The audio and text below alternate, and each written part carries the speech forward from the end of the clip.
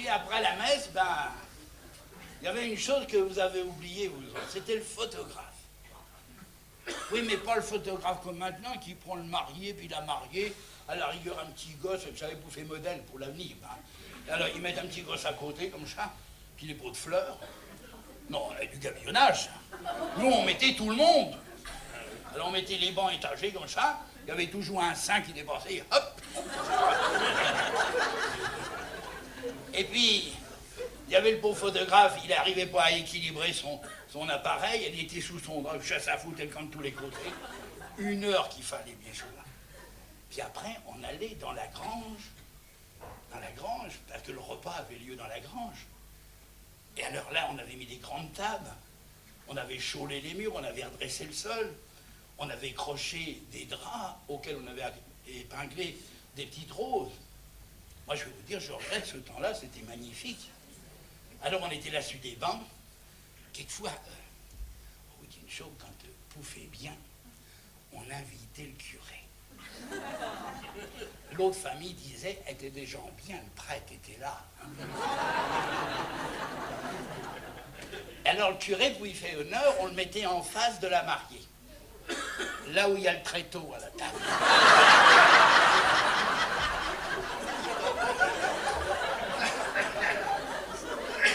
Pendant tout le repas, j'avais les pattes comme ça.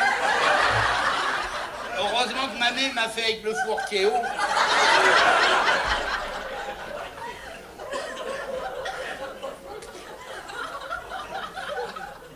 Et puis après, les plats défilaient. Mais il n'y avait pas de congélateur, alors on vous disait sans cesse, faut moitié tout, ça va être perdu. Alors ça défilait. On mangeait, on buvait, tout ça. Vers les 6 heures, il y avait les vieux qui disaient, oh, j'ai des crampes, mais c'est fou, je vais avoir un cauchemar. C'était pour ça, dès qu'ils avaient vu, il fallait qu'ils fassent de l'eau. Alors tout le monde sortait, les hommes, chacun prenait son pommier, puis faisait sa prière à Vespase.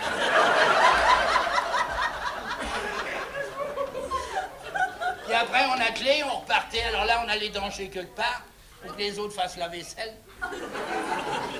On revenait le soir, il était 9h, on se rasseyait, mais là, ça se fait en cause, ça.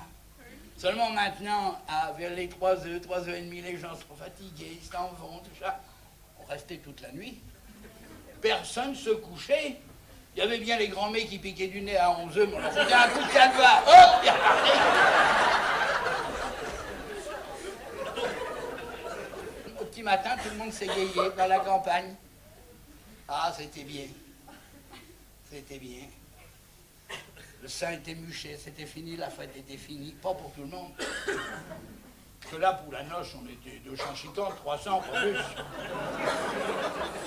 Mais le lendemain, il y avait le dîner où on mangeait les restes. Ça avait lieu chez la mère de la mariée, ça. Oui. Oh là, c'était vraiment intime, on était 60, 70, pas plus. Alors, c'était les plus vieux qui arrivaient les premiers, vous savez. Alors, avec l'enthousiasme cauchois, ils traînaient la guibole comme ça. Et plus de notre âge. Enfin, faut bien qu'on vienne, puis que c'est une fête. Et puis, ils attendaient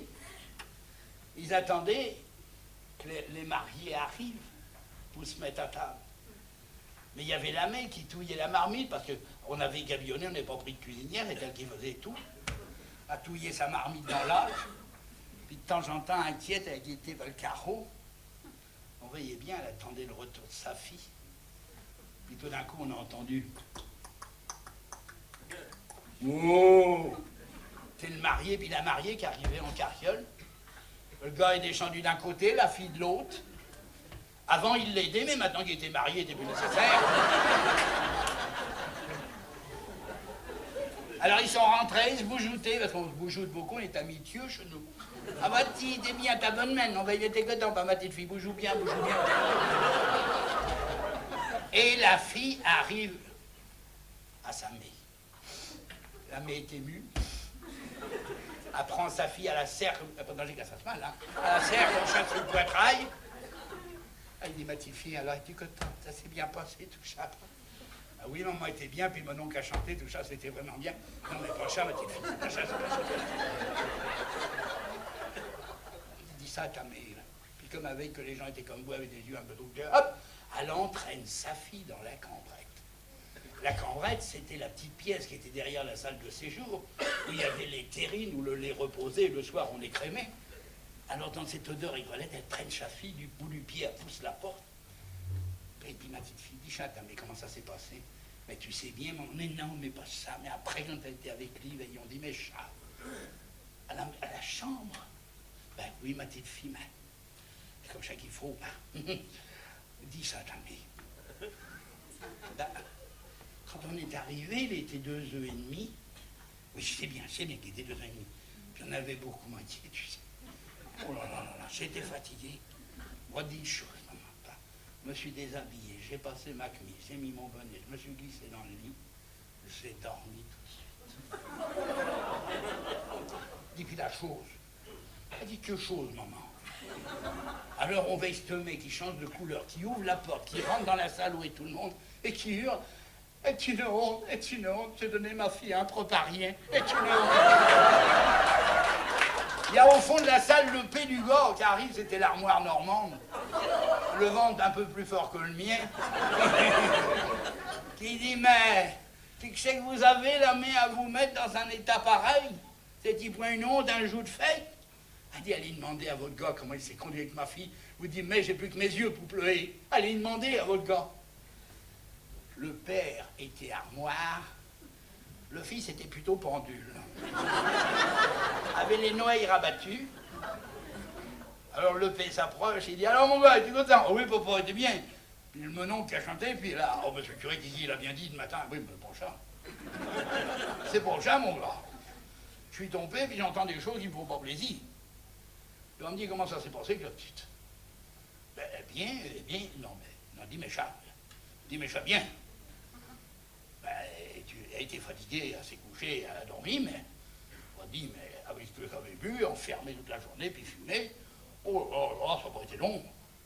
Oh, monsieur qui s'est dans le lit, elle a dormi tout de suite, oui. Oh là là, et puis jusqu'au matin. Mais il dit, puis la chose. Il dit, que chose, papa? Des choses qu'on sait puis qu'on n'apprend pas. Enfin, bon. Alors le pauvre P qui est gêné, il sent bien que son gars ne comprend pas. Alors il essaye d'expliquer, il se brêle les pattes, il n'y arrive pas. Et à la bout d'argument, à la fin, il prend son petit gars comme chape à les épaules, puis il dit, mon petit gars, guette-moi. Oui, papa.